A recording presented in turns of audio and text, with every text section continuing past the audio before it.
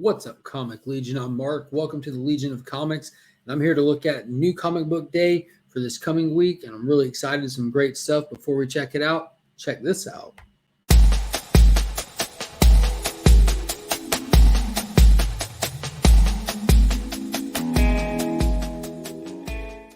So real quick, if you haven't already, be sure to go ahead and hit that thumbs up, consider subscribing to the channel, and ring that notification bell so you know whenever future content drops. All right, let's get right into it. It looks like it's going to be another good week coming up.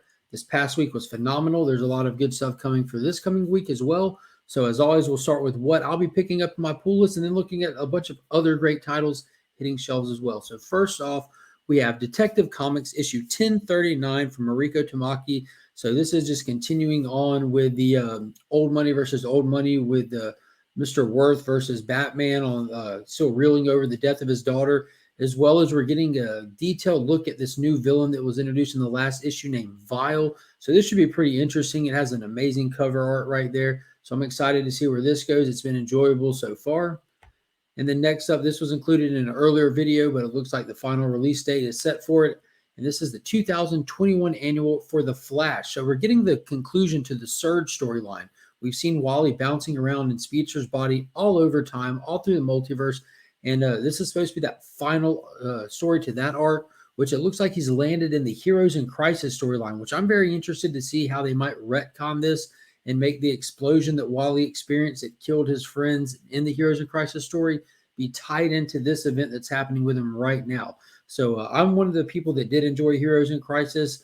I'm a huge Tom King fan, so I like that we're going to go back and play with that story a little bit. And it looks like they might be doing some further apologetics for Wally for those that still somehow blame him for the deaths in that story. But Flash has been pretty fun since the whole Infinite Frontier era started. I've really been enjoying it. They just kind of having fun with it. But I'm also very excited to get past this story arc and into like some continuity building and some world building for where Flash is, where Wally is, where Barry is, and kind of get like the monthlies going with it. Because right now it seemed like it's just filler almost, just throwaway. So we'll see where that all goes.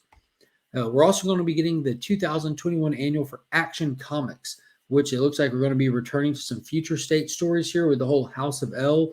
As you see pictured there on the cover there, it was really interesting stuff. It was really only a one-shot they gave us in Future State, so I'm definitely interested to dive back into that and see what could be going on with a potential future of the Superman and what it looks like the Superman family moving forward. So that was just, I just really enjoyed it. Jeremy Adams did a good job so far with that stuff, so it's cool to see him coming back to, Philip Kennedy Johnson's done a good job so far. I apologize. And I'd like to see him go back and work on that just a little bit.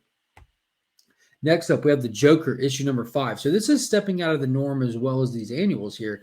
So this is supposed to be giving us a look at Joker's first night in Arkham Asylum. So it doesn't look like they're going to be kind of continuing the story arc that's been going. They're going to take a step back and take a look at those early days of Joker in Arkham. That's a wicked cover. So this series has been solid so far, a lot better than I expected it to be all around. So I'm really excited to see what they might be doing with this whole little look back and Tynan's kind of view on it all. So definitely looking forward to that. Next up, and this definitely has potential to be the cover of the week. It looks like they're playing a little bit of negative space variant kind of stuff here that you see a lot. But this is Rorschach issue number 10. So we're getting toward the tail end here. So as the investigation looms on, it's looking like questions are going to have to be answered in even higher places. It looks like the whole hit on the potential president-elect was going to be orchestrated by people in the higher up. So it's slowly just opening up and opening up. We've gone deeper and deeper, and it looks like more people are involved. It wasn't an isolated little attack or anything. So we're going to see how it continues to unfold in Rorschach issue number 10 by Tom King. Next up, which is arguably my favorite Batman title that's been hitting shelves right now, and it's Batman the Detective by Tom Taylor. So in the last issue, Bruce Wayne was arrested and accused of the death of Ducard. So we're supposed to be seeing how that plays out and him on trial in this issue. And I'm wondering what's going to be going on with this psycho group of extremists that are going around killing all the people that Batman has saved. So I'm guessing they'll probably interrupt the court trial, but we'll see how it goes. This has been a really fun read.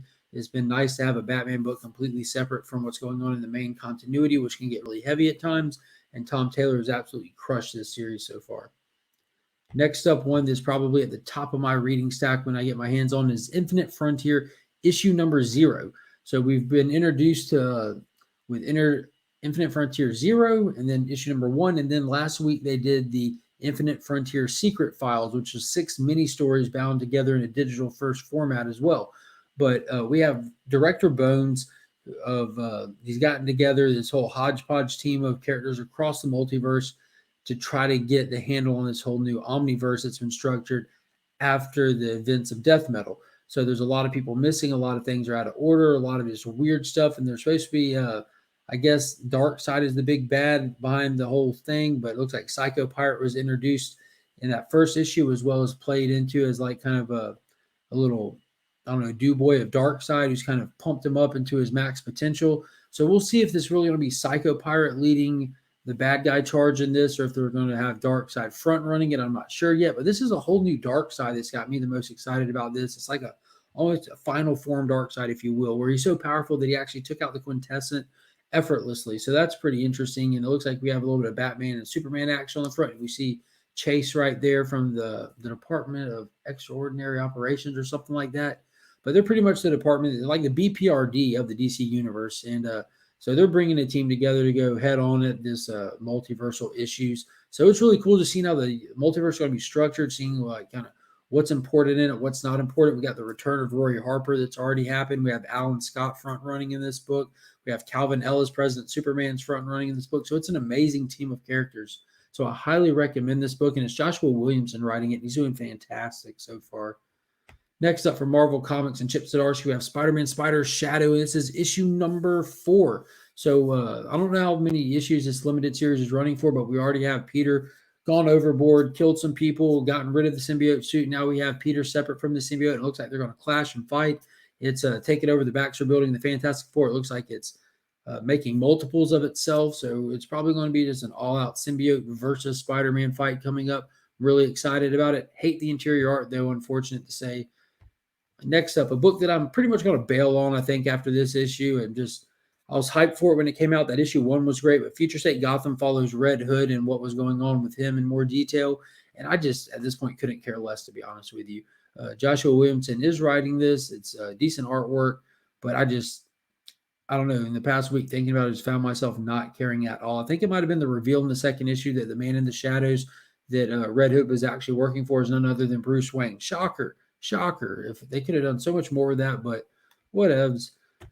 Next up, another one I'm immensely excited for is Justice League Last Ride, issue number 3. So we're on the way back to Apocalypse, the dead world of Apocalypse, where the fires are still burning on the inside, to go back and face the demons, which we have not been told yet, that are going to end up being what disbands the Justice League and caused John Jones's death.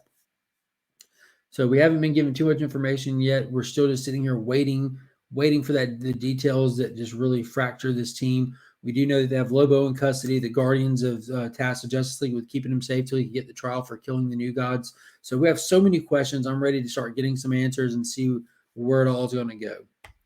Next up, also from Tom Taylor, we have 7 Secrets from Boom Studios, which has been fantastic. Just it keeps getting better and better. So we have the team of Seekers after the team of the carrying the case. It's just going crazy. Basically, the good guys are on the run. They got nowhere to go. They're in a corner. We got the bad guys restructuring and coming for an all-out targeted assault on them while they're weak. So this is just balls to the wall these days. I've just been loving every issue.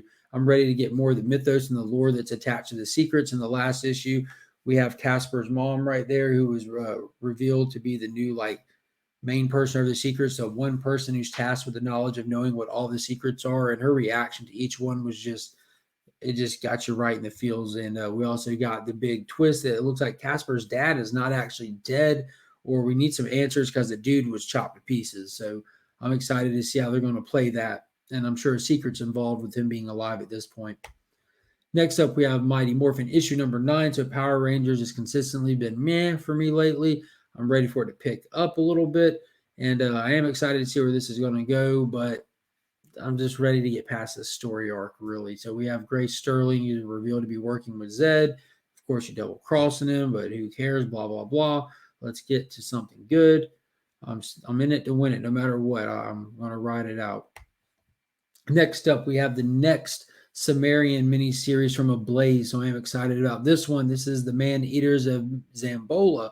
So they typically have been 3 issues, and this is issue number 1. They're just retelling the classic Robert E. Howard stories ripped straight out of the pages of the original short stories, and I've just been loving every one of them. So I'm excited to start this one out. I'm not familiar with the story one bit. I did not read the solicitation. Don't want to ruin it. Just want to play it out for the first time as I read it. So that's all I have definitively on my pool list, but there's a lot of other great titles. So let's burn through a couple and just take a look at what's coming. So we have the next issue of Wonder Woman, issue 775, as well as Thor, issue number 15. Then we have Excalibur 22 and Way of X number 4. We have Die, issue number 18, and Oblivion Song, issue 32. We have Star Wars. Oh, we got some Star Wars here. That's Star Wars The Bounty Hunter. I think I missed that on my list here. So Star Wars War of the Bounty Hunters, the actual War of the Bounty Hunter series, as well as the new issue of Dr. Aphra. Then we have Carnage Black and White number 4, as well as Sinister War issue number 1. So that Sinister War is getting fired up. And then we have Silver Coin issue number 4, as well as Ha Ha issue number 6, which I believe is the final issue of that. And there is an amazing John Jang variant from Comics Elite, I believe, that I'll be having on the way to me. Then we have Extreme Carnage Scream one shot, and then Aliens Aftermath issue number 1. So this is Marvel's second Alien title. So they're already coming out with more titles. So apparently that's been doing well enough.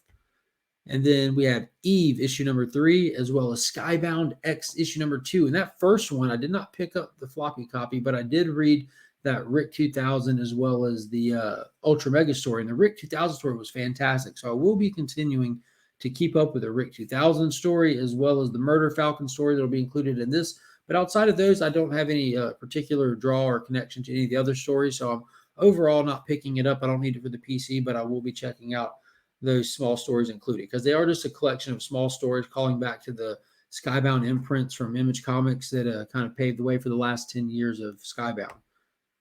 And then next up, we have Ninjak issue number 1 from Valiant Comics, as well as Canto 3 issue number 1. So the Ninjak one, I definitely will be picking up. I'm not going to be grabbing the cover A off the shelf, but I did pre-order that amazing John Jang variant from Frankie's Comics. So there might still be some up there if you collect his covers. If you like Ninjak, that's just an amazing cover he pulled off right there.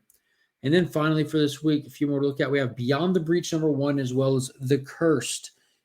Man-Eaters, The Cursed issue number 1. So Beyond the Breach, I'm not picking up this A cover, but I did pre-order the C-List Villains podcast at an exclusive variant for that cover. And you can find that cover at rkfacomics.com, which that's the comic website affiliated with Luke, one of the C-List Villains.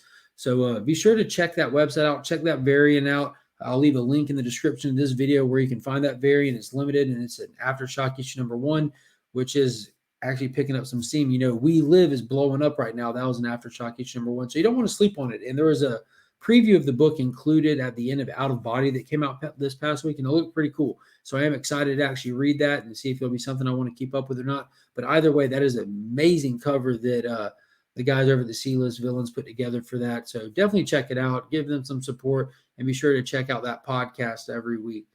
All right, so that's all I have on the list for this week. It's a strong week, a lot of good stuff coming out. Be sure to leave me a comment below. Let me know what you're picking up, what you're excited about. And if you want to know what my top pick for the week is, head on over to the Comic Vets channel and be sure to subscribe and hit that notification bell because every Sunday the vet drops a video where him and I both pick one book for this coming week and let you know why you should consider picking it up.